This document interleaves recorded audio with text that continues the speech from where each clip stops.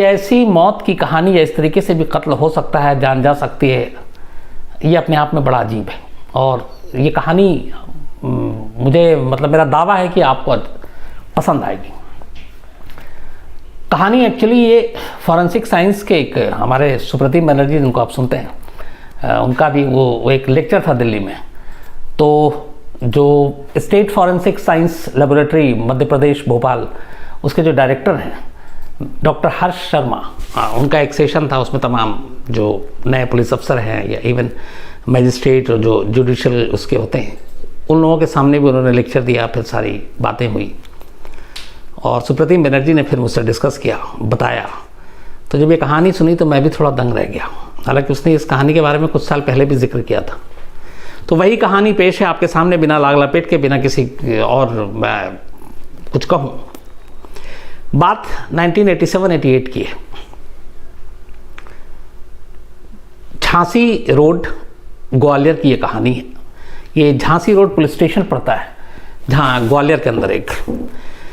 तो एक पुलिस के पास कॉल आती है और उसमें ये होता है कि एक लेडी को उसी के हस्बैंड ने मार डाला, उसका खून कर दिया। पुलिस पहुंचती है, पड़ोसी गवाही देते हैं, पुलिस हस्बैंड को थाने लेकर आती है, लाश को हॉस्पिटल भेज देती है पोस्टमार्टम के लिए। उसके बाद अब पति से पूछताछ करती है।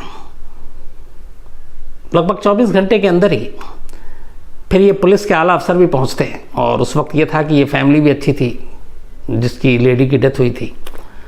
और उसमें फिर ये हुआ कि पति ने अपनी पत्नी को मार दिया। और गवाही ये थी कि इससे पहले भी बहुत सारे पड़ोसियों ने देखा था, लड़ाई झगड़ा होता था पति पत्नी में।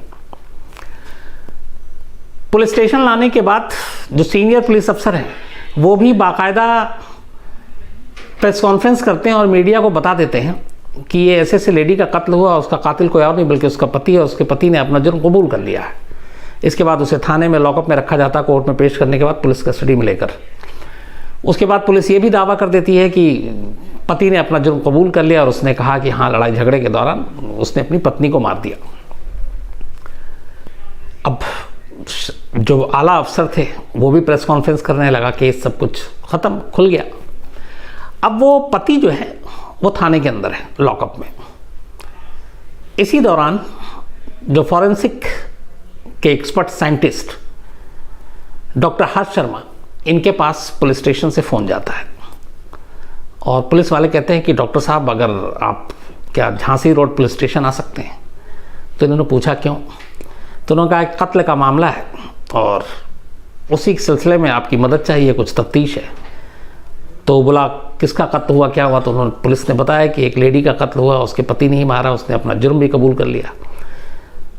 तो जो फॉरेंसिक एक्सपर्ट डॉक्टर साहब हैं हर्ष शर्मा, वो कहते हैं कि जब सब कुछ हो गया तो फिर अब मेरी ज़रूरत क्या है? कातिल ने करार जुर्म कर लिया, लाश आपके कब्ज़े में है, लाश पोस्टमार्टम के लिए भेज दिया, तो फिर अब मैं इसमें क्या करूं? तो फिर भी एक बार आप मिल लीजिए कातिल से। तो डॉक्टर हर्ष शर्मा सीधे पुलिस स्टेशन पहुंचते हैं झांसी रोड ग्वालियर में। जाने के बाद पुलिस वाले उनसे पूछते हैं कि ये बताइए कि पहले आप कातिल से बातचीत करेंगे या लाश देखेंगे? तो उन्होंने पूछा लाश कहाँ है? उन्होंने कहा मॉर्चरी में गया हुआ है, पोस्टमार्टम होनी है। तो उन्होंने कहा जब आ ही गए हैं पुलिस स्टेशन तो पहले कातिल से ही बात कर लेते हैं। इसके बाद सारे पुलिस वाले अलग हो गए। इन्होंने कहा मुझे अकेले में बात करने दो। अब ये बातचीत शुरू होती है। तो कहते हैं कि तुमने कत्ल किया? कहता हाँ डॉक्टर साहब, मैंने कत्ल किया। क्यों किया? बोला हमारा झगड़ा होता रहता था। कुछ और उन्होंने बातचीत की इधर उधर। फिर उन्होंने कहा कि अच्छा ये बताओ किस चीज़ से कत्ल किया? तो उसने कहा वो गुप्ती थी, वो मारी थी। तो उसने कहा अच्छा वो गुप्ती कहाँ है? बोला मुझे नहीं मालूम। फिर उन्होंने कहा कि गुप्ती तो नहीं, कुछ और भी चीज़ से तुम मार सकते हो। बोला पता नहीं, लेकिन वो कहाँ है? अच्छा इससे पहले पुलिस वाले ने भी जब इकरार जुर्म हो गया तो उन्होंने कहा जिस चीज़ से मारा वो हथियार कहाँ है? तो कह रहा मुझे याद नहीं, कहाँ फेंका। लगातार पुलिस ने सारी की वो इकरार जुर्म भी कर रहा है, सब कुछ कर रहा है, लेकिन हथियार बताने को तैयार ही नहीं कि कहाँ है। अब डॉक्टर साहब ने भी पूछा कि अच्छा किस चीज़ से मारा, वो कहाँ है? बोला मुझे याद नहीं। कई बार बात हो गई तो डॉक्टर साहब को लगा कि ये कुछ झूठ बोल रहा है, सारी चीज़ें मान रहा है लेकिन हथियार के बारे में जानकारी नहीं दे रहा है। तब उन्होंने कहा कि देखो मैं पुलिस वाला नहीं हूँ, मैं एक साइंटिस्ट हूँ, तुम्हारी मदद करने आया हूँ और मुझे पता नहीं क्यों ऐसा लग रहा है कि तुमने कत्ल नहीं किया है, लेकिन तुम कत्ल का इल्ज़ाम अपने सर पे भी ले रहे हो, लेकिन ये भी नहीं बता रहे हो कि हथियार कहाँ, जबकि उस हथियार से तुम जो इकरार कर रहे हो उसका एक पुख्ता सबूत मिलेगा, तुम्हारी उंगलियों के निशान, बाकी चीज़ें होंगी। बोला मुझे याद नहीं हथियार कहाँ है। कई बार पूछा। इसके बाद फिर डॉक्टर हर्ष शर्मा ने उस कातिल से आखिरी बार पूछा। उन्होंने कहा कि देखो, मैं तो तुम्हारी, अगर तुम सच बोल रहे हो तो कोई बात नहीं, लेकिन अगर कत्ल तुमने नहीं किया है तो मैं तुम्हारी मदद कर सकता हूँ, लेकिन तुम मुझसे सच बताओ वो हथियार कहाँ है, और अगर तुमने कत्ल नहीं किया है तो फिर तुम इल्ज़ाम क्यों ले रहे हो। और मैं पुलिस वाला नहीं हूँ, बार बार बता रहा हूँ, मैं एक साइंटिस्ट हूँ, और ये आखिरी बार पूछना, इसके बाद मैं यहाँ से उठ के चला जाऊँगा, फिर तुम जानो, तुम्हारा नसीब जाने। इतना कहना था कि वो कातिल रो पड़ा। उसका कहता है कि डॉक्टर साहब, मैंने अपनी बीवी को नहीं मारा। तो बोले लेकिन यहाँ तो सारी प्रेस कॉन्फ्रेंस 2 दिन से तुम खुद इकरार कर रहे हो, अब मैं जब आया तब भी तुम मुझसे कह रहे हो कि मैंने ही मारा। तो रोने लगा, बोला कि मुझे पुलिस ने कहा कि तुम्हारे पास और कोई रास्ता नहीं है तो तुम एक्सेप्ट कर लोगे, तुमने अपनी बीवी का खून किया है, तो मैंने इसी डर से ये एक्सेप्ट कर लिया, लेकिन मैंने नहीं मारा। तो उसने बोला कि फिर किसने मारा। तो बोला मुझे नहीं मालूम, लेकिन सच में मैंने नहीं मारा। तो उसने कहा कि हुआ क्या था, कहानी सुनाओ। उसने कहा कि इसमें कोई शक नहीं कि नहीं। उसने फिर ये कहा कि अच्छा डॉक्टर साहब, क्या आपकी शादी हो चुकी है। तो डॉक्टर हर्ष शर्मा ने कहा हाँ मेरी शादी हो चुकी है। तो उन्होंने कहा क्या आपकी अपनी बीवी से कभी झगड़ा नहीं होता। तो उन्होंने कहा होता है कई बार। तो उन्होंने कहा क्या कभी इस झगड़े के दौरान आपने सोचा कि आप अपनी बीवी का कत्ल कर दें। बोले कभी नहीं। तो बोला सेम मेरे साथ था, मेरा भी झगड़ा हुआ करता था, कई बार होता था, कई बार दोस्तों के चक्कर में, कई बार शराब पीने के चक्कर में, कई बार लेट आने के चक्कर में, लेकिन इसका ये मतलब नहीं है कि मैं अपनी बीवी का खून कर दूंगा। बोला उस रात भी जब मैं घर पहुंचा, मेरे एक दोस्त की पार्टी थी, उसमें मैंने वहाँ शराब पी बैठकर, थोड़ा सा देर हो गया, घर आया, इस बात पे बीवी बिफर गई। उसने कहा कि तुम लेट आते हो, तुमने फिर शराब पी है, दोस्तों के साथ पार्टी करते हो। तो बोला उसने भी बोला, मैंने भी बोला, और ये बात सही है कि हमारी लड़ाई झगड़े की आवाज़ पड़ोस तक भी गई, क्योंकि आस पड़ोस में ही सब घर एक दूसरे में मोहल्ले में सटे हुए थे, और इससे पहले भी हमारा इन्हीं चीज़ों को लेकर झगड़ा होता था, लेकिन फिर कुछ देर के बाद हम नॉर्मल हो जाते थे। तो उस रात भी मेरा झगड़ा हुआ, उसके बाद मैं सो गया। बोला अगली सुबह मैं करीब 7:30 बजे उठा तो देखा कि मेरा 2.5 साल का बेटा, 2.5 या 3 साल का, वो घर के बाहर आंगन है, उस आंगन में वो किताब हाथ में लिया हुआ, और जो मेरी वाइफ है उसकी माँ, वो उसको पढ़ा रही है। तो मैंने घड़ी देखा, मैंने कहा कि ये इसके स्कूल जाने का वक्त है, लेकिन ये स्कूल नहीं किया, घर पे ही है। तो उसने पूछा कि ये स्कूल क्यों नहीं गया। तो बीवी ने कहा कि आज असल में लेट उठे, जो स्कूल की गाड़ी आई थी, बस आनी थी, वो चली गई और हम लोग लेट हो गए, तो इसलिए इसको स्कूल नहीं भेजा, तो अब यहीं पढ़ा रही हूँ। उसने कहा ठीक है। फिर उसने बोला कि करीब 7:30 के बाद मैं फिर सो गया, करीब आधा घंटा और सोया, उसके बाद उठा। तो उठने के बाद मैं किचन में गया, रात को बीवी से झगड़ा हो चुका था, और मैंने चाय बनाना शुरू किया। चाय बनाते बनाते फिर याद आया कि चलो बीवी से भी पूछ लेते हैं, तो मूड उसका ख़राब है। तो उसने वहीं से आवाज़ दी कि चाय पियोगी। तो बीवी ने फिर कहा कि अच्छा मैं आधी कप पी लूँगी। तो उसने कहा कि फिर मैंने आधी कप और पानी डाला, चाय बनाना शुरू किया। फिर मैंने देखा, तब भी मेरी बीवी जब उठने के बाद देखा, तब भी वो बेटे को पढ़ा रही थी। बोला चाय बनाते बनाते जैसे ही मैं चाय कप में डाल रहा था, मुझे अचानक एक अजीब सी आवाज़ आई, ऐसी जैसे किसी चीज़ के टूटने की या कुछ उस तरीके की। तो जैसे ही वो आवाज़ आई और मैं बाहर भागा, तो मैं क्या देखता हूँ कि मेरी बीवी जहाँ पे बैठ के पढ़ा रही थी, वो उसी के सामने औंधे मुँह गिर गई है। तो मैं नज़दीक गया, मुझे लगा कि पता नहीं क्या हो गया, फिसल गई, खड़ी हुई थी इस दौरान। और वहाँ जाकर जब देखा तो देखा कि खून गिर रहा है नीचे। मैंने उसको उठाया तो देखा कि उसकी सांसें ही नहीं चल रही हैं। मैं घबरा गया। तब तक जब मैं घबराया तो चीखने चिल्लाने लगा, तब तक पड़ोसी भी आ गए। उसके बाद पड़ोसी आए, पड़ोसियों ने ये समझा कि मैं, हमेशा लड़ाई होती है, रात को भी झगड़ा हुआ चीखने चिल्लाने की, और खून देख के उन्होंने कहा सुबह देखो इसने मार दिया। तो सारे पड़ोसी एक साथ ये बोलने लगे कि मैंने मार दिया, जबकि मैंने मारा नहीं। मैं उस वक्त किचन में था और मैं एक आवाज़ सुनकर वहाँ तक भाग कर आया था, और फिर देखा कि अचानक वहाँ पे खून है। उसकी वाइफ के सर में एक गहरा चोट था, और उसी के ज़रिए फिर खून गिर रहा था। तो लोगों ने ये समझा कि सर पे किसी चीज़ से हमला किया, वो कोई गुप्ती है या कोई वजनी चीज़ है। तो बोला फिर पड़ोसियों ने हंगामा कर दिया, कुछ पड़ोसी भी आके नब्स टटोले, उन्होंने कहा तो मर गई और इसने मार दिया। उनमें से किसी ने पुलिस को कॉल कर दिया, फिर पुलिस आई और मेरी बात सुनी नहीं, मुझे उठा कर ले गई। उसने कहा कि भाई घर में तुम और तुम्हारी बीवी और 2.5 साल का बच्चा और कोई आया नहीं, रात को झगड़ा हुआ, तुम्हारा पहले भी झगड़ा होता था और तुमने ही गुस्से में मार दिया, सारे सबूत तुम्हारे खिलाफ। तो उसको पीटा भी।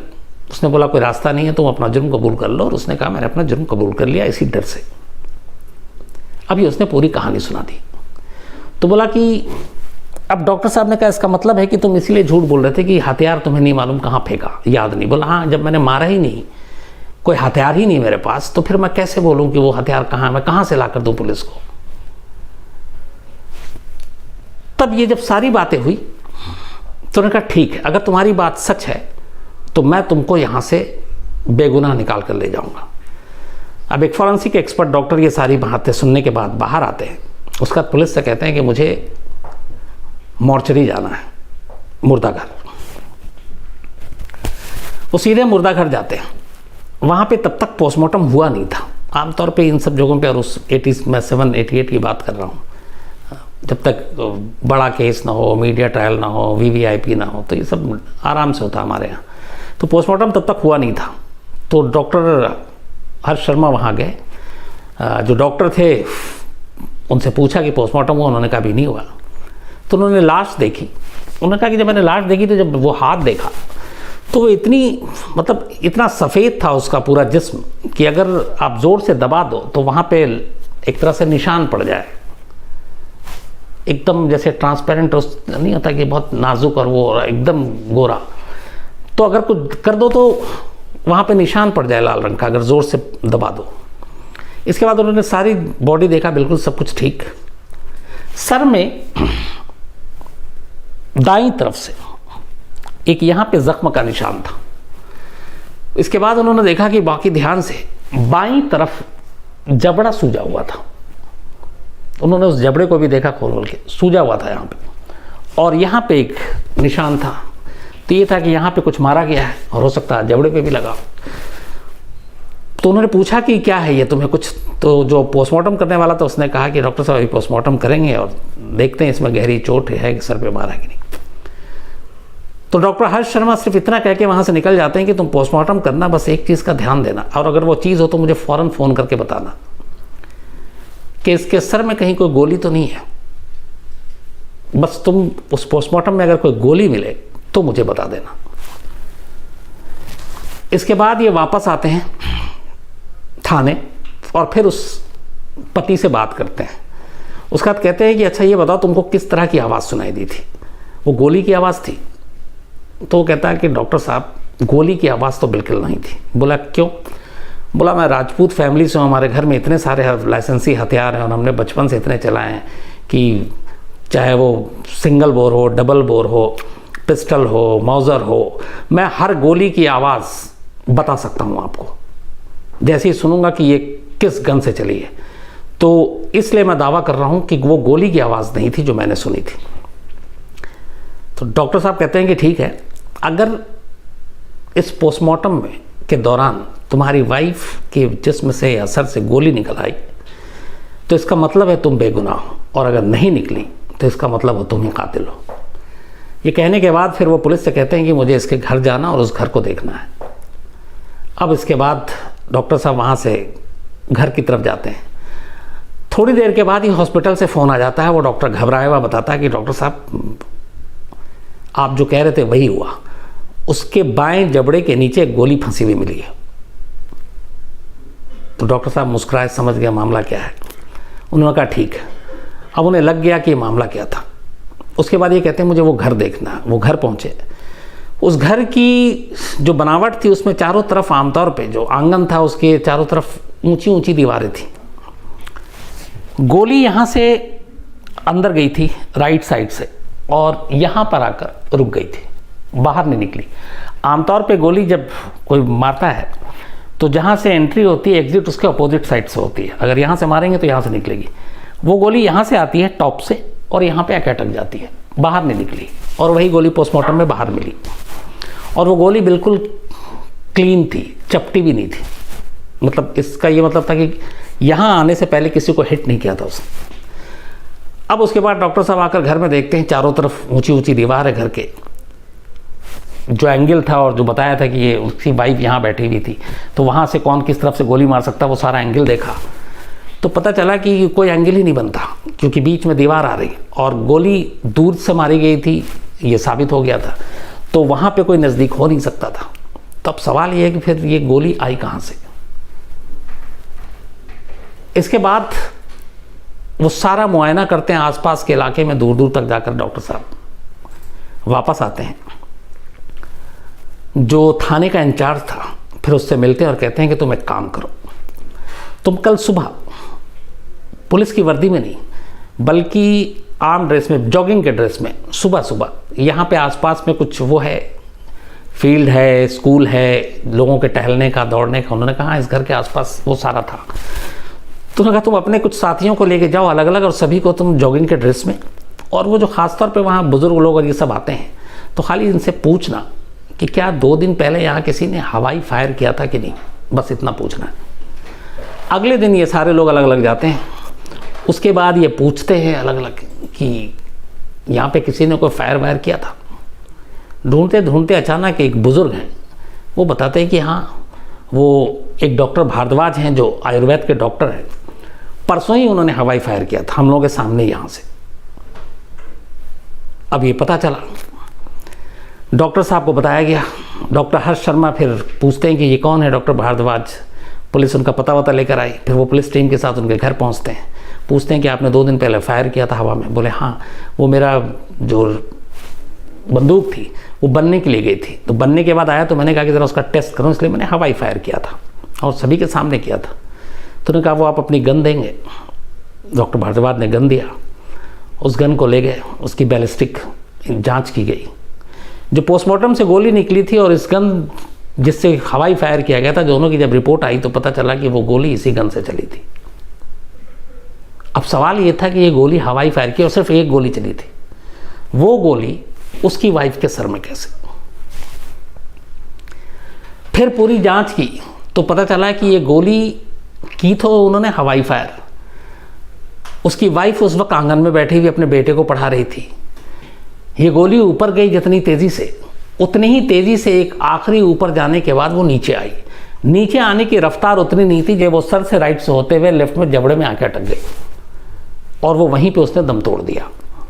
अब सवाल ये, जब ये सारी जांच हो गई फॉरेंसिक लेवल पे, फिर वो गोली मिल गई, बैलिस्टिक रिपोर्ट आ गई, तो उसके बाद फिर ये हुआ कि ये शख्स बेकसूर है। अब पुलिस के लिए अजीब फजीहत, ऑलरेडी प्रेस कॉन्फ्रेंस कर चुके हैं आला अफसर कि ये कातिल है, इसने जुर्म भी कबूल कर लिया है। बाद में फिर ये था कि पुलिस ने उसको बेचारे को ज़बरदस्ती करवाया था और कोई सबूत नहीं, कुछ नहीं। इसके बाद उसको छोड़ा जाता है। और इन डॉक्टर भारद्वाज, हालांकि इनकी भी ये थे कि इन्होंने हवाई फायर किया था और लाइसेंस ही वो था, लेकिन फिर भी ये था कि, और ऐसा केस होता नहीं आमतौर पे कि गोली ऊपर जाकर वापस आके लग जाए, तो इनके खिलाफ लेकिन लापरवाही और उस चीज़ों का केस बना। वो बहुत ज़्यादा सीरियस केस नहीं था लेकिन फिर भी बना, और तब जाकर ये मामला ख़त्म हुआ। तो इसीलिए मैंने कहा कि ये सबसे अजीब व गरीब कत्ल की कहानी थी कि कौन कहाँ बैठा है, कौन कहाँ हवाई फायर कर रहा है और कहाँ से आसमान से एक गोली जिस पे उसके नाम की मौत लिखी हुई वो आती है और उसके सर में लगती है और वो बेचारी बेवजह मारी जाती है और उसके पति को पुलिस उठा कर ले जाती है, क्योंकि पुलिस भी क्या करे। और आखिर तक ये था कि उसने गुप्ती मारी है, सर पे हमला किया है, लेकिन किसी को ये एहसास नहीं कि उसके सर या जबड़े के अंदर एक गोली फंसी हुई है और वो सर से अंदर तक आई। मतलब सोच के अजीब लगता है कि एक जासूस जिसको किसी एक दूसरे देश में जासूसी के लिए भेजा जाए और वहाँ उसकी सीधे पहुँच उस देश के प्रेसिडेंट, राष्ट्रपति तक हो, उसकी सीधे पहुँच वहाँ के डिफेंस मिनिस्टर तक हो। आलम यह हो कि उसको उस देश का डिप्टी डिफेंस मिनिस्टर बनाने की पेशकश की जाए। नौबत ये कि एक वक्त ऐसा भी आया कि लगा कि शायद उस मुल्क का ही वो राष्ट्रपति बन जाए और उसको बना दिया जाए, और जबकि वो उस मुल्क का था ही नहीं, वो तो वहाँ जासूसी करने आया। तो ये कहानी उसी जासूस की है। कहानी दुनिया की सबसे जो बेहतरीन जासूसी एजेंसी है इज़राइल की, मोसाद, उसकी है। पर इस जासूस के ऊपर आए उससे थोड़ा सा पहले, इज़राइल को लेकर हम जब भी बात करते हैं, इज़राइल एक्चुअली उसकी टोटल जो पॉपुलेशन है, आबादी है, वो करीब इस वक्त 90 लाख के आसपास होगी। दिल्ली की 1.25 करोड़ से ज़्यादा है। बेंगलोर, शायद बेंगलुरु जो है वो इस वक्त उसकी इतनी आबादी होगी, तो पूरा जो बेंगलुरु है एक शहर, आप समझिए कि उसके बराबर की आबादी पूरे इजराइल की है। इजराइल आसपास जहाँ पे इजराइल बना, ये एक तो दुनिया का इकलौता यहूदी देश है। 1948 में इसका जन्म हुआ था इजराइल का, और आसपास में सारे अरब मुल्क इसके घिरे हुए हैं। मतलब एक इजराइल है और चारों तरफ अरब देश हैं जिनकी तादाद 16, 17, 18 है। और चूँकि इजराइल यहूदी मुल्क है, उधर अरब मुल्क हैं सारे, और जिस तरीके से इजराइल बना, फ़िलिस्तीन और इजराइल को लेकर लड़ाई, इसलिए हमेशा एक माहौल जो है वो अजीब रहा है।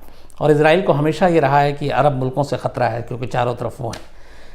यही वजह है कि इजराइल हमेशा अपने देश की सुरक्षा, अपनी जो उसकी इंटरनल सिक्योरिटी है, या फिर उसकी जो जासूसी विंग है, जो मोसाद, उसके ऊपर बहुत काम करता, बहुत मेहनत करता है। इजराइल में चाहे पॉलिटिकल पार्टी कोई भी हो जो सरकार में हो, उनका पहला लक्ष्य और इकलौता लक्ष्य यही होता है कि अपने देश की सुरक्षा और इसके अस्तित्व को बचाए रखना, क्योंकि उन्हें मालूम है ख़तरा चारों तरफ से। और यही वजह है कि चाहे वहाँ कोalition गवर्नमेंट बने, अभी भी हाल में ये था कि 2-3 बार वो शायद इलेक्शन हो गए, किसी को मेजॉरिटी नहीं मिली, तो वो मिल के सरकार बनाएं, कुछ करें, दो अलग अलग विचारधारा की पॉलिटिकल पार्टी हो, लेकिन बात अगर देश की हो तो वहाँ की सारी पार्टी एक होती है। और यही वजह है कि वहाँ की आर्मी हो या वहाँ का फिर इंटेलिजेंस यूनिट जो मोसाद है, उसके ऊपर कभी आँच नहीं आती, चाहे इजराइल में सरकार किसी की भी हो, क्योंकि वही हैं जो अपने देश को बचाने के लिए पूरी दुनिया में अपने दुश्मनों को ढूंढते हैं, उनको मारते हैं। और इन्हीं चीज़ों से निकली हुई ये कहानी है मोसाद के शायद अब तक के सबसे बड़े जासूस की। और इस जासूस का नाम है एली कोहेन। एली कोहेन ने वो काम कर दिया, वो कारनामा अंजाम दिया जो जासूसी की दुनिया में बहुत कम लोग कर पाए।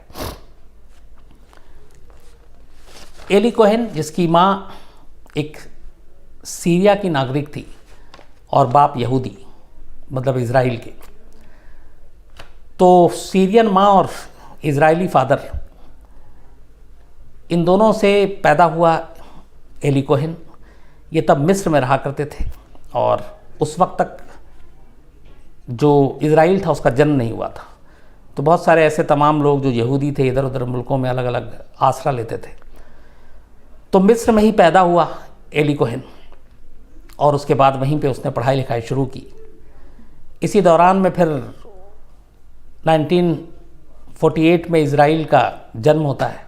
तो बाकी के दुनिया के इधर उधर हिस्से में जो यहूदी थे वो धीरे धीरे सब इजराइल की तरफ कूच करते हैं, और उन्हीं में थे एली कोहेन के माँ बाप भी।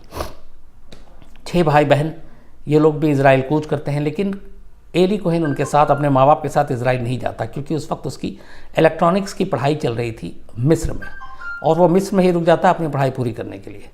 मिस्र में ये रुक जाता है, फिर पढ़ाई पूरी करता है। पढ़ाई पूरी करने के बाद फिर ये फरवरी 1957 में इजराइल पहुंचता है एली कोहेन। और इजराइल पहुंचने के बाद, और इसने वहाँ पे फिर जासूसी का कोर्स करता है। एली के दिमाग में सिर्फ ये था कि अपने देश के लिए कुछ करना है, तो ये जासूसी का कोर्स करता है और जासूसी के फिर एग्ज़ाम में बैठता है। इसके साथ 2-3 प्लस पॉइंट थी। एक, इसको बहुत सारे लैंग्वेजेस आते थे, जिसमें इंग्लिश, इतालवी, हिब्रू भाषा, इसके अलावा अरबी पर ज़बरदस्त पकड़ थी, चूँकि माँ सीरिया की थी। और उस अरबी ज़ुबान में भी अलग अलग मुल्क में अलग अलग टोन में अरबी बोली जाती है। जैसे मिस्र में अलग है, सऊदी अरब में अलग है, सीरिया में अलग है, ईरान में अलग है, इराक़ में अलग है, लिबनान में अलग है। तो कहीं ना कहीं ये जो बोली जिस तरीके से बोली जाती थी, वो उसमें भी माहिर था, उसी एक्सेंट में बोलने का। तो जब इसने एग्ज़ाम दिया और इससे पूछा गया कि आप क्यों, तो मतलब देश के लिए कुछ भी करने को तैयार हो, परिवार को छोड़ने को तैयार हो, जान देने को तैयार हो, इसने हर चीज़ में हाँ बोला। फिर इसने सारा एग्ज़ाम दिया, टेस्ट दिया, और ये जो इसकी कला थी लैंग्वेजेस के ऊपर कंट्रोल, ये मोसाद को काफ़ी भाग गया। उन्हें लगा कि एक ऐसा शख्स चाहिए जो इस वक्त अरब देशों में भेजना, उस वक्त हालात ख़राब थे, क्योंकि 48 में जन्म हुआ था, ये 50 से लगभग 10 साल हुए थे, और अभी भी इजराइल के गठन को लेके बहुत सारी विवाद चल रहा था। ख़ास तौर पे सीरिया से बॉर्डर लगता था इजराइल का, तो सीरिया की तरफ से ज़्यादा ख़तरा था। तो इन्हें कोई ऐसा शख्स चाहिए था जो सीरिया में जाकर मोसाद के लिए काम कर सके। एली कोहेन के साथ एक एडवांटेज तो ये था ही था ज़ुबान का, दूसरा ये भी था कि उसकी मदर सीरिया की थी, तो थोड़ा सा कहीं ना कहीं वो एक रिश्ता जुड़ गया। इसी के बाद एली कोहेन को फिर पूरी ट्रेनिंग दी जाती है। ट्रेनिंग देने के बाद एक इंश्योरेंस क्लर्क के तौर पे वहीं तेल अवीव में, इज़राइल में इसको रखा जाता है। बाकी सारी चीज़ों की फिर ट्रेनिंग होती है। ट्रेनिंग होने के बाद 1960 और 61 के बीच में, शुरू में ही, फिर एक बिजनेसमैन के तौर पर एली कोहेन की एक नई पहचान बनाने की कोशिश की जाती है। उसके बाद उसको वहाँ से ज्यूरिक भेजा जाता है, वहाँ पे वो रहता है। फिर ज्यूरिक से ये अलग अलग 1-2 कंट्री और पहुँचता है और फिर आखिर में अर्जेंटीना पहुँचता है। अर्जेंटीना जब ये पहुँचता है फिर वहाँ इसको नए सिरे से इसकी एक नई पहचान बनती है, नया एक नाम दिया जाता है। और वो नया नाम अर्जेंटीना में जो इसको दिया गया वो अब एली कोहेन नहीं बल्कि कामेल अमीन थाबेत। तो कामेल अमीन बन चुका था एली अर्जेंटीना में जाने के बाद, और इसको एक बिजनेस मैन की तरह वहाँ पे प्रोजेक्ट किया गया। अर्जेंटीना के ब्यूनस आयर्स में एक घर खरीदा गया जिसमें कामेल अमीन को रखा गया, एलियस एली कोहेन, और फिर वहाँ पे इसने अपना काम शुरू किया। इसके लिए काफ़ी पैसे खर्च किए गए पूरे बिज़नेस के सेटअप के लिए, इसकी नई पहचान, इसका बिज़नेस। और बिज़नेस भी ये दिखाया गया कि एक तो कपड़ों का और दूसरा ये कि जो फर्नीचर है उसका एक्सपोर्ट और इंपोर्ट करने का। लेकिन अर्जेंटीना भेजने का मकसद कुछ और था, ब्यूनस आयर्स भेजने का मकसद कुछ और था। वहाँ पे सीरियन एम्बेसी में मौजूद लोगों से दोस्ती करना, और उसकी वजह ये थी कि उस वक्त सीरिया में भी हालात ठीक नहीं चल रहे थे और बहुत सारे लोग सीरिया की सरकार के अंदर भी, आर्मी के अंदर भी उस वक्त की मौजूदा सरकार के ख़िलाफ़ थे। तो सीरियन एम्बेसी के अफसरों से धीरे धीरे ये दोस्ती शुरू करता है। वहाँ फर्नीचर और बाकी चीज़ों के नाम पर सीरियन मदर थी चूँकि, तो ज़्यादा आसानी से वहाँ तक पहुँच होती है। और ये दोस्ती करते करते आखिर में वो उसी सीरियन एम्बेसी में जो ब्यूनस आयर्स में था अर्जेंटीना में, वहाँ पे उस एम्बेसी से जुड़े हुए थे मिलिट्री अटैच, सीरियाई मिलिट्री अटैच जो उस एम्बेसी में उस वक्त अमीन अल हफीज़। तो ये सीरियाई एम्बेसी में थे, मिलिट्री अटैच थे वहाँ पे। अब इनसे दोस्ती होती है कामेल अमीन की, मतलब एली कोहेन की। धीरे धीरे ये दोस्ती गहराती जाती है। फिर अचानक कुछ दिनों बाद ये ऐसे हालात होते हैं कि अमीन अल हफीज़ जो है वो वापस सीरिया पहुँचते हैं। सीरिया में तख्ता पलट की लड़ाई शुरू हो जाती है, तख्ता पलट हो जाता है। और ये जो सीरियाई मिलिट्री अटैच थे अमीन अल हफीज़, ये सीरिया के नए प्रेसिडेंट बन जाते हैं, सीरिया के नए राष्ट्रपति। अब चूँकि एली कोहेन के रिश्ते थे यहाँ पे अर्जेंटीना में, दोस्ती हो गई थी और अब वही शख्स अर्जेंटीना का प्रेसिडेंट बन गया है, तो मौका अच्छा था। इसके बाद फिर मोसाद तैयारी करती है। अब एली कोहेन को सीरिया भेजने की तैयारी की जाती है। इसके लिए बाकायदा पूरा फिर वही बिज़नेस का तरीका अपनाया जाता है कि फर्नीचर और कपड़ों का बिज़नेस है और अर्जेंटीना में बाकायदा बेस्ड है। माँ जो है वो सीरियन है। बाद में ये लोग वहाँ बस गए, सारे पासपोर्ट दस्तावेज सब अर्जेंटीना का ही शो होता, कहीं भी इज़राइल या मिस्र ये सारी चीज़ें नहीं आती। इसके बाद रास्ता साफ़ होता है, अपने कुछ संपर्क ढूंढे जाते हैं। सीरिया की राजधानी दमिश्क में वो संपर्क भी मिल जाते हैं जो ब्यूनस आयर्स में थे, जिनके ऊपर काफ़ी खर्च किया था। तो इस तरीके से रिश्ते निभाते निभाते आखिरकार जो एली कोहेन है वो दमिश्क पहुंच जाता है 1961 में, और दमिश्क में एक बिजनेसमैन के तौर पर ये अपने आप को इस्टेब्लिश करता है। वहाँ जाने के बाद अब एली कोहेन का जो मेन काम था वो ये था कि सीरियाई डिफेंस, सीरिया के सारे राज, ये सारी चीज़ें चुराना, जानकारी इकट्ठा करना और इज़राइल तक पहुँचाना। वहाँ जाने के बाद सबसे पहला जो काम किया एली कोहेन ने ये किया कि इसने अपने आप को ये दिखाया कि बहुत रईस आदमी है, बहुत बड़ा बिजनेसमैन है। खुल के खर्चा करना, बड़े बड़े वहाँ के महंगे जो कैफेटेरिया और होटल हैं वहाँ जाता पार्टी देना, डिफेंस से जुड़े हुए लोगों को पार्टी देना। दूसरा, चूँकि अमीन अल हफीज़ जो प्रेसिडेंट थे ऑलरेडी उनसे मुलाकात और दोस्ती हो गई थी सीरियाई एम्बेसी में अर्जेंटीना में, तो एक वो रिश्ता काम आ रहा था कि ये प्रेसिडेंट का जानने वाला है, दोस्त है, तो इससे भी दबदबा बढ़ा। फिर इसने डिफेंस के लोगों को अपने पास पार्टी देना और वो शुरू किया। जो लोग इसकी पार्टी और इन सब में शामिल होने लगे, दोस्ती हो गई, जिनसे जानकारी छोटी छोटी मिलने लगी, वो ठीक। जो नहीं शामिल होते, फिर इसने उनके साथ दूसरा तरीका अपनाया, उनको फिर हनी ट्रैप करना शुरू किया। हालांकि एनी कोहेन की शादी हो चुकी थी इजराइल में जब ये ट्रेनिंग लेने के लिए गया था, जब इसने मोसाद ज्वाइन किया नादिया नाम की लड़की से। लेकिन चूंकि एक जासूस की ज़िंदगी थी तो घर परिवार, नाम, अपनी पहचान सब छोड़ना था। तो एक नई ज़िंदगी शुरू करने के लिए, जैसे रविंद्र कौशिक की कहानी थी, फिर इसने वहाँ पे भी अलग अलग लड़कियों से दोस्ती की। कहते हैं कि 17 गर्लफ्रेंड थी एली कोहेन की, और ये अपनी हर गर्लफ्रेंड का इस्तेमाल, वो कहीं ना कहीं इन गर्लफ्रेंड का इजराइल या मोसाद से कोई लेना देना नहीं था, क्योंकि इतनी बड़ी तादाद में 17 लड़कियों के साथ कभी भी भांडा फूट सकता था। तो ये सब पर्सनल लेवल पे एली कोहेन ने इन सारी लड़कियों से दोस्ती की, इन्हें अलग अलग कहानियाँ सुनाकर, और उन लड़कियों का फिर इस्तेमाल वो डिफेंस के उन लोगों के ख़िलाफ़ करता था जो इसकी पार्टी में शामिल नहीं होते या बाकी चीज़ें, फिर उनको वो हनी ट्रैप में फंसाता। इस तरीके से ये धीरे धीरे डिफेंस मिनिस्ट्री में इतनी पहुंच हो गई कि आला अफसरों तक इसकी जान पहचान हो गई, और प्रेसिडेंट ऑफ सीरिया से दोस्ती थी ही थी। फिर इसने उनके लिए काम करना शुरू किया, डिफेंस मिनिस्ट्री, और उसके ज़रिए फर्नीचर और बाकी सारे। लेकिन असली मकसद इसका ये था कि वहाँ से रास चुराना और रास चुरा कर बेचना। इसी दौरान में इसका दबदबा इतना कायम हो गया कि एक वक्त में सीधे सीधे डिफेंस मिनिस्ट्री में इसकी घुसपैठ हो गई। अब इतना बड़ा कद, सीरियाई वहाँ का बेटा और एक बड़ा बिजनेसमैन जो हर एक में पॉपुलर। फिर इसने अपना फ़ायदा उठाना शुरू किया, धीरे धीरे सेंध मारनी शुरू की। पहले डिफेंस मिनिस्ट्री, फिर फाइनेंस मिनिस्ट्री, फिर इंफॉर्मेशन एंड ब्रॉडकास्टिंग मिनिस्ट्री। इसके अलावा वहाँ पे जो नगर निगम, जो बैंक, उनके सारे बैंक थे, सेंट्रल बैंक, वो, और जो दूसरे मंत्रालय थे, हर जगह पे इसने सेंध लगानी शुरू की और वहाँ से अपने अपने इन्फॉर्मेशन जो है निकाल कर और इजराइल तक पहुँचाना शुरू किया। अब यह सारी चीज़ें चल रही थी। इसी बीच में अरब और इजराइल के बीच फिर रिश्ते ख़राब होने शुरू हो गए, और उस वक्त हुआ ये कि 1967 में, बल्कि 1967 नहीं, 1962-63 के दौरान में इन दोनों के बीच में हालात ठीक नहीं थे। और इस बीच में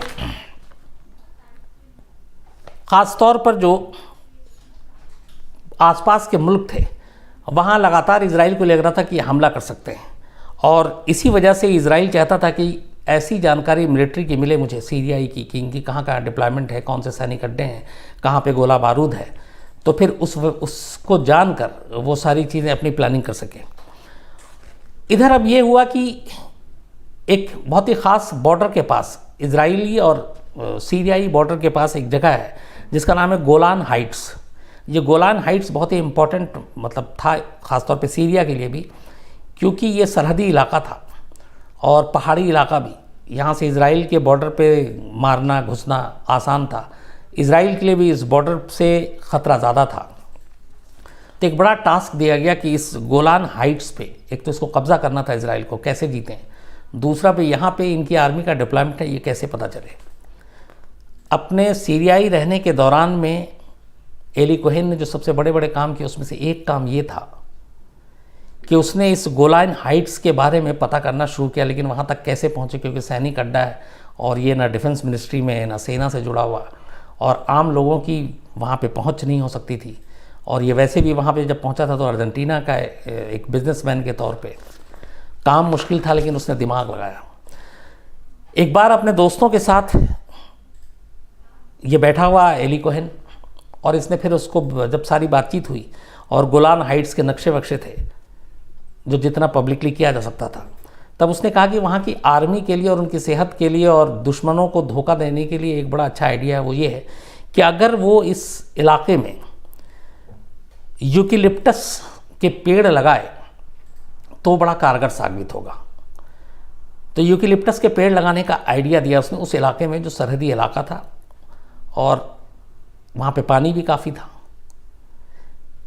ये बात सीरियाई आर्मी मान गई और इस यूकेलिप्टस पेड़ को लगाने के लिए बाकायदा पैसे भी खुद एली कोहेन ने कहा मैं दूंगा। वो और भी खुश हो गए। अब उस पेड़ को लगाने की वजह से इस पूरे इलाके में एली कोहेन को ले जाया गया, क्योंकि सारा फंड वो कर रहा था, दे रहा था। वहाँ पे उसके बताए हुए हिसाब से सारे पेड़ लगे। उसके बाद वहाँ जाकर उसने वो पूरा सीरिया का सैनिक अड्डा देखा, कहाँ कहाँ सैनिक रहते हैं क्या है। और उसने जो पेड़ लगाना था उसने पेड़ भी इस तरीके से लगाया कि उस पेड़ के ज़रिए एक तरह का एक सबूत मिले, एक प्रूफ हो या क्लू हो कि कौन कौन से पेड़ का किस डायरेक्शन में कैसे लगाया गया है और वो सैनिक अड्डे से कहाँ कहाँ है। तो उसने उस पेड़ को उसी हिसाब से एक मैप के तरीके से लगवाया उस पूरे इलाके में, और वो बहुत बड़ा सैनिक अड्डा था सीरिया का। पेड़ लग गया। उसके बाद इसने अब वो खबर भेजी, और उस पेड़ यूकेलिप्टस पेड़ की वजह से बाद में ये हुआ कि जब जंग हुई इनके बीच में, अरब और इज़राइल के बीच में, तो सिर्फ इन पेड़ों की वजह से उस पूरे इलाके को जो है इज़राइल ने जीत लिया था। क्योंकि एली कोहेन ने जो नक्शा बनाया था, जो नक्शा बताया था, जो तरीका बताया था किस किस पेड़ में कौन सा क्या मैप बनता है और वो कहाँ कहाँ सैनिक अड्डा है, तो उसने पुख्ता जानकारी दी थी। 1967 में ये सारी जो जानकारी मिली थी और पूरी सेना के बारे में, तो 1967 में इज़राइल के ऊपर हालात तो ख़राब थे ही थे। तो मिस्र, सीरिया, जॉर्डन समेत 5 अरब देशों ने इज़राइल के ख़िलाफ़ हमला बोल दिया था, जिसमें बाद में इराक, कुवैत और यमन भी कूद पड़ा था। तो करीब एक तरफ ये अरब देश के आधे दर्जन से ज़्यादा देश अरब के जो है वो इज़राइल के ख़िलाफ़ जंग में कूद गए, और ये जंग शुरू हुई। लेकिन सिर्फ ये जंग 6 दिन चली। 6 दिन में ही इन अरब देशों को इज़राइल ने हरा दिया, और वो जो गोलान हाइट्स था सैनिक अड्डा, उसके भी आधे से ज़्यादा इलाके पे इज़राइल का कब्ज़ा हो गया। और ये सारी चीज़ें सिर्फ इसलिए हुई क्योंकि एली कोहेन ने हर राज पहले से बता दिया था।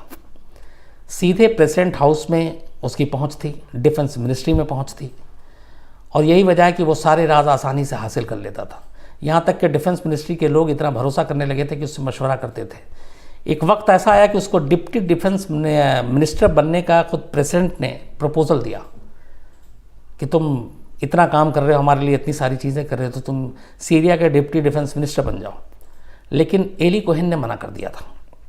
इसके बाद फिर एक वक्त ऐसा आया कि जब अमीन अल हफीज़ जो प्रेसिडेंट तख्ता पलट के बाद, उनको लगा कि अब मैं हटूंगा तो कौन, तो कहते हैं कि कई मीटिंग में उन्होंने कहा था कि एली कोहेन को सीरिया का अगला प्रेसिडेंट बनाते हैं, क्योंकि उसकी माँ सीरिया की, इसलिए उसके अंदर सीरिया का खून है।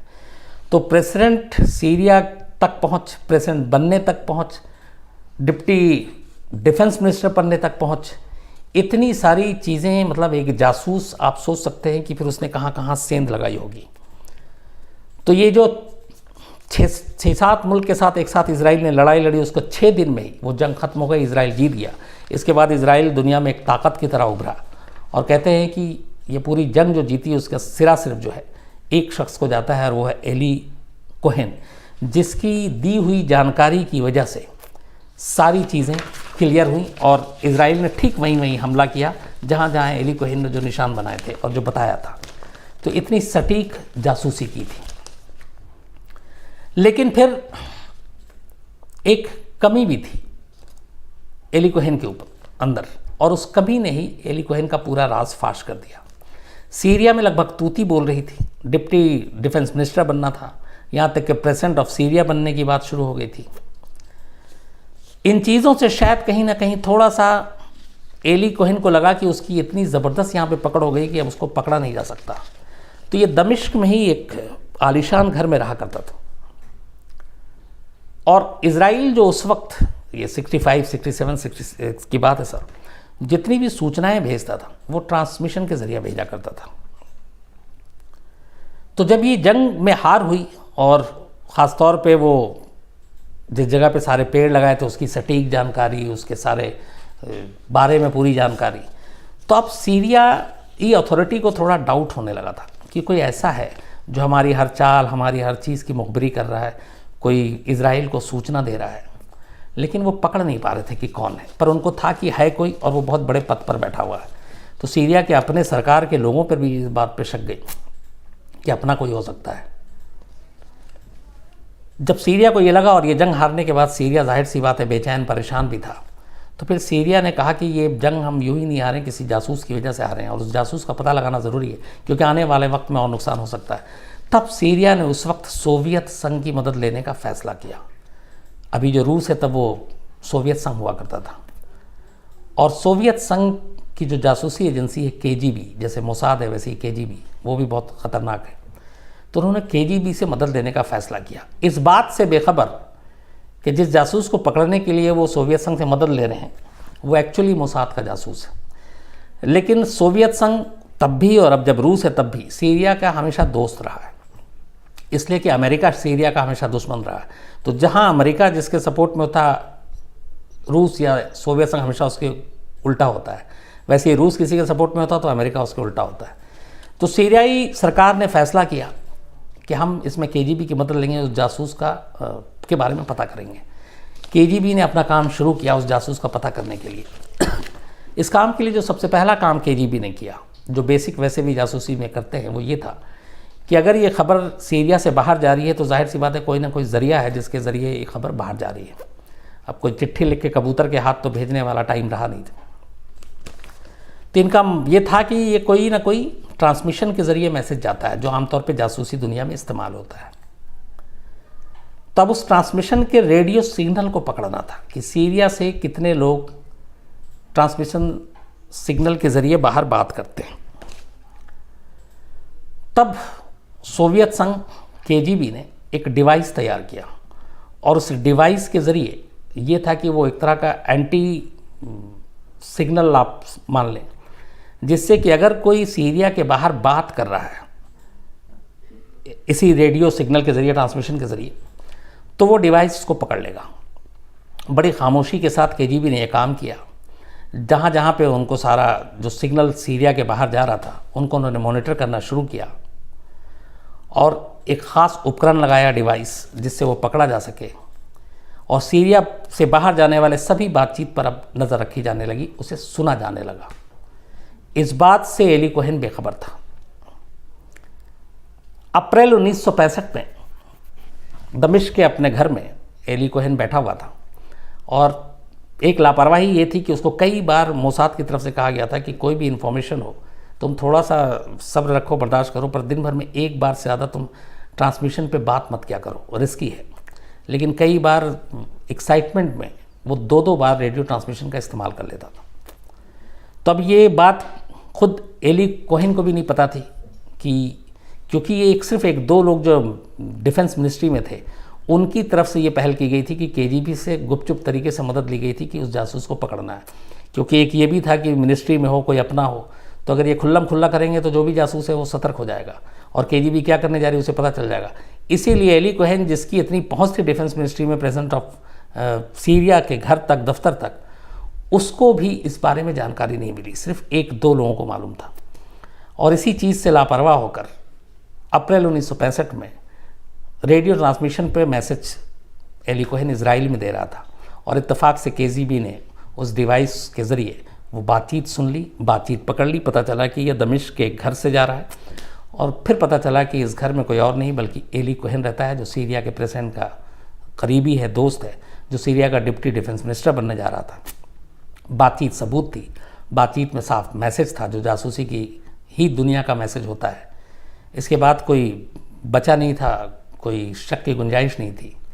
इसके बाद जो सीरिया की सेना है वो उस घर में पहुंचती है। उस घर में उस वक्त कोई और था ही नहीं, सिर्फ एली कोहेन था। एली कोहेन को गिरफ्तार करते हैं, घर की तलाशी लेते हैं, वहाँ से रेडियो ट्रांसमिशन वो सारी चीज़ें मिल जाती हैं, कुछ और भी चीज़ें मिलती हैं। इसके बाद उसको गिरफ्तार करके लाया जाता है। करीब महीने भर तक कहते हैं कि एली कोहेन को बुरी तरह से टॉर्चर किया जाता है। उसकी सारी उंगलियों के नाखून तक निकाल लिए जाते हैं और फिर वहाँ की जो मिलिट्री कोर्ट थी वो उसको फांसी पे लटकाने का हुक्म देती है। इधर एली कोहेन की गिरफ्तारी की खबर इजराइल भी पहुँच चुकी, कि मोसाद तक भी पहुँच चुकी। इजराइल ने ह्यूमन ग्राउंड पे और बाकी इसके ज़रिए बाकी देशों से मदद मांगी और कहा कि किसी तरह से इस मौत की सज़ा को रुकवा दिया जाए। यूएन में भी जाने की बात की, अमेरिका की भी मदद लेने की कोशिश की, बाकी देशों की भी, लेकिन सीरिया अड़ा रहा और सीरिया ने फिर जो अपना फैसला सुनाया था महीने भर के अंदर गिरफ्तारी के, 18 मई 1965 को दमिश्क के एक चौराहे पर सरेआम लोगों के सामने फांसी दे दी एली कोहेन को। और करीब 8 घंटे तक कहते हैं एली कोहेन की लाश उस जगह पे झूलती रही जहाँ पे फांसी दी गई थी। और इस तरीके से मोसाद के एक जासूस को सरेआम खुलेआम ये फांसी दी गई। फांसी देने के बाद इजराइल ने गुजारिश भी की, अपील की कि उसकी कम से कम लाश दे दें एली कोहेन की, पर सीरिया ने देने से मना कर दिया। और ये भी लिखा था जब फांसी दी गई तो उसके पूरे बदन पे एली कोहेन के उन्होंने नारे लगे हुए बैनर लगा रखा था एली कोहेन के जिस्म पे कि अरब की तरफ से एक इज़राइल को तोहफ़ा, या ये इस तरह की चीज़ें थी, लाइनें जो यहूदी विरोधी थी सारी। फिर उसके बाद उसकी लाश को 8 घंटे के बाद उतार कर कॉफिन में रखा गया और उस लाश को कहाँ दफनाया गया ये कभी जाहिर ही नहीं किया गया। कहते हैं कि इसके बाद तमाम कोशिश की कि लाश कहाँ दफनाई गई, कम से कम लाश मिल जाए, वो ताबूत वापस इजराइल चला जाए। इजराइल ने, मोसाद ने काफ़ी कोशिश की, लेकिन फिर उसके बाद ऐसे हालात हुए कि कुछ लोगों को पता था कि वो लाश कहाँ दफनाई गई, लेकिन धीरे धीरे सीरिया के हालात ऐसे हुए, बमबारी ऐसी हुई जो आज भी हालात है कि जिस जगह पे लाश दफनाई गई दफनाने वाले लोग भी भूल गए या उसमें से बहुत सारे मारे गए। तो ये बात में बहुत कोशिश के बाद भी ये पता नहीं चल पाया कि आखिर एली कोहेन को दमिश्क में या दमिश्क के बाहर कहाँ दफनाया गया। मोसाद ने तमाम कोशिश कर ली लेकिन आज तक पता नहीं चला। लेकिन अभी कुछ वक्त पहले मोसाद को एक बड़ी कामयाबी मिली। पूरे अपने दमिश्क में रहने के दौरान मौत के वक्त भी, जो गिरफ्तारी के वक्त भी, जो एक घड़ी जो पहने हुई थी एली कोहेन ने, वो घड़ी दमिश्क से मोसाद के हाथ लगी।